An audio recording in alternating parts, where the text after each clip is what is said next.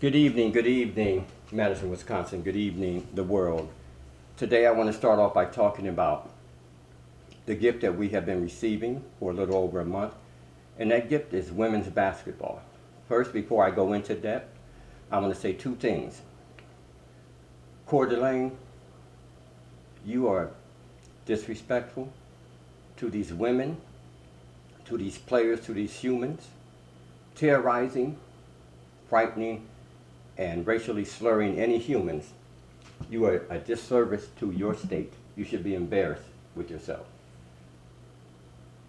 NC2A, don't act like you didn't know that you were sending women to one of the most racist cities in America. You ought to be ashamed of yourself. Start taking women, females, humans seriously. Also, let's just put it out in the open again. The LA Times writer who had the sickest, most disgusting slurs to say about females, you should be ashamed of yourself, but you have the insouciance of white privilege to say something horrible that you're totally aware of, and then have the white privilege ability to say, oh, I'm sorry, I apologize. Well, you can put your apologies where the sun don't shine, and you can hope that your female associates, daughters, wife, they don't have to deal with the same stupidity that you exemplified to women. Also, I want to hear more so-called white feminists who get in an uproar about everything that has to do with white women's rights. I want to hear your voices and your outrage when it comes to these black female humans that play basketball. I want to hear you mad. I want to hear the Sue Birds and the Tarasis, the royalty of women's basketball. I want to hear your outraged voices. Just don't get excited and pissed off when it's a white voice or a white female being attacked. Haley Lift, thank you very much. LA Times writer, you're in the same category as the idiot called Danny Cannell and the idiot known as Keith Olbermann. Leave black females, white females, queer females alone. The brand of basketball coming from the women is the best game on earth. It's the purest, it's the loveliest. There's so many incredible stars, we have to give them all flowers. Everybody on South Carolina, but especially Watkins, Fuwali, everybody else deserve their flowers. They are phenomenal. They are phenomenal, each and every one of them. Angel Reese, one of the smartest basketball players I've ever seen on earth, and an incredible leader. Flage, Brooklyn, everybody on that team. I want to give it up to Hidalgo. I want to give it to Juju. I want to give it to Beckers. I want to give it to the player from Ohio State. I want to give it to that freshman player for LSU. Women's basketball is the finest example of sports you can ever find. And if you guys want to hate, that's on you. But I do want to ask you men, and I want to have a long, honest talk about why you're so triggered when you see gay women comfortable within their skin. What's wrong with you?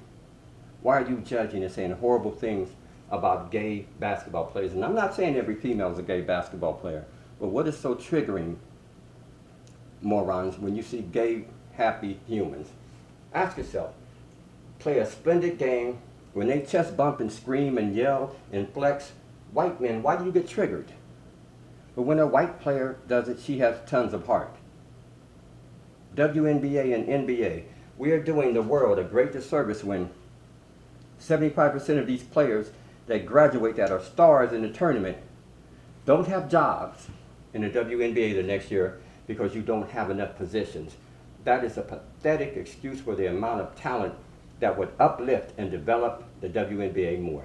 Figure out what you're doing. They do not make enough at all. We need to love and respect and honor what's actually holding up basketball. Let's be frank about something. Nobody watches men's college basketball. It is the most boring product. Everybody revels in the splendor and the beauty and the gift that is female college basketball. Another subject I want to talk about. I covered the morons who attack queer and black women in basketball. I covered the WNBA I'm imploring you, I'm demanding that the WNBA, NBA get together and create more teams. I'm asking white feminism to start being outraged and engaged when any human female suffers. I want to hear the same uproar. Now I want to talk about something else near and dear to me. Legacy Negroes. You need to step up and help UW fight for diversity, equity, and inclusion.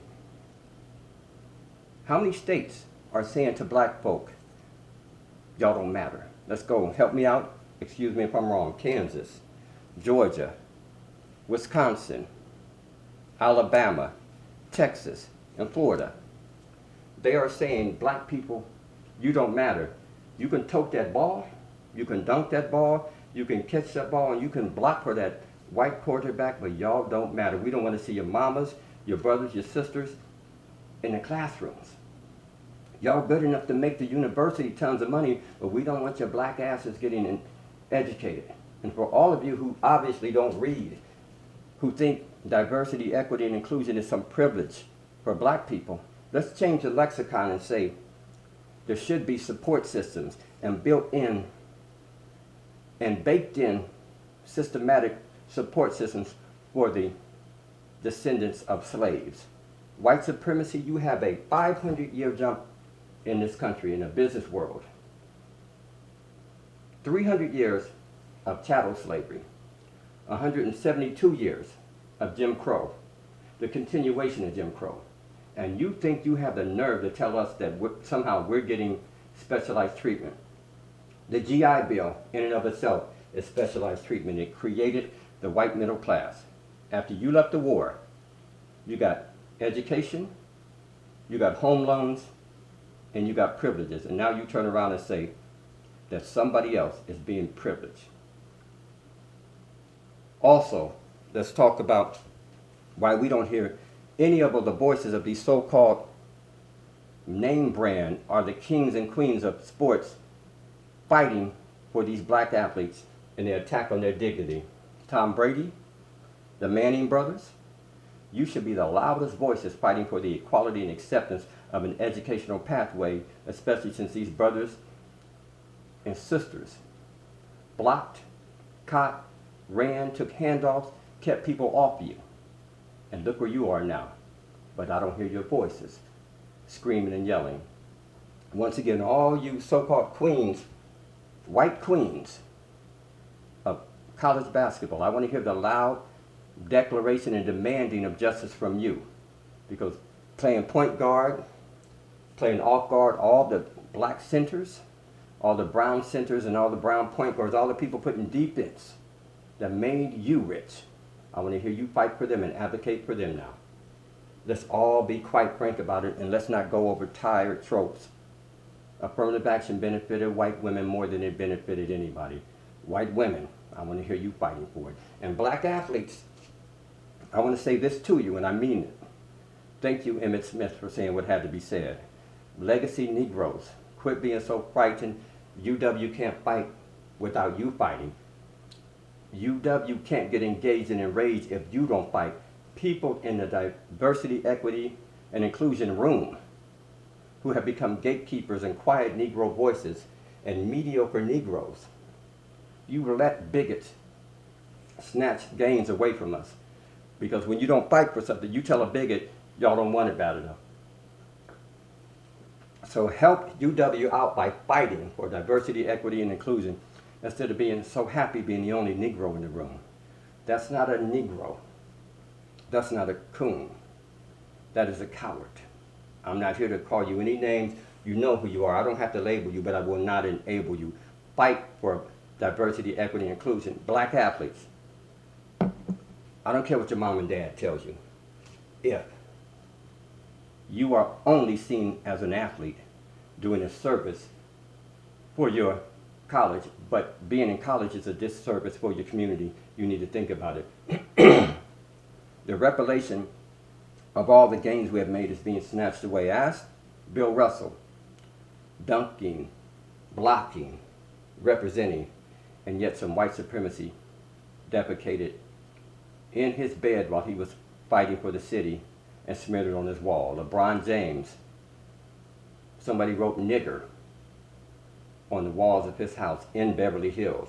If I'm not incorrect, it's the Beverly Hills. And I did not say nigger for all you morons that want to argue about the phonics of an R. I want to say nigger the same way that white supremacy says it, so you can hate it every time you hear it. Because each and every time you allow somebody to put a foot on your proverbial or your actual throat, you're saying, okay, toss me in the moat. Black athletes, stop going to these schools who say your people, education isn't important and you don't get it, but they want your black bodies and your strong black backs producing. Stand up, black men. Stand up, black women. Stand up for black, brown men and women. Stand up for queer athletes. White America, stand up for those people who put money in your pockets. And guess what? Spoiled white coaches who are babbling about the NILs now.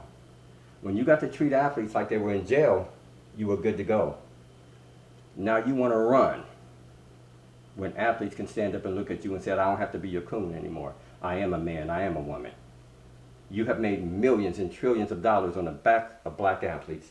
It is past due that they get a little money and all their dignity. Black athletes, if UW does not accept you as a human, leave this state. Legacy Negroes, who get all types of state and federal and city benefits from these universities funding all of the things you do.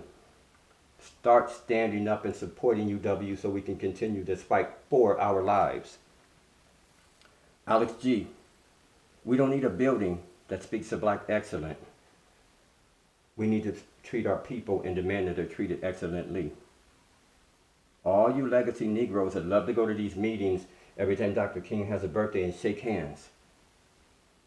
We don't need any more of that. We need dignified black men standing up for their community.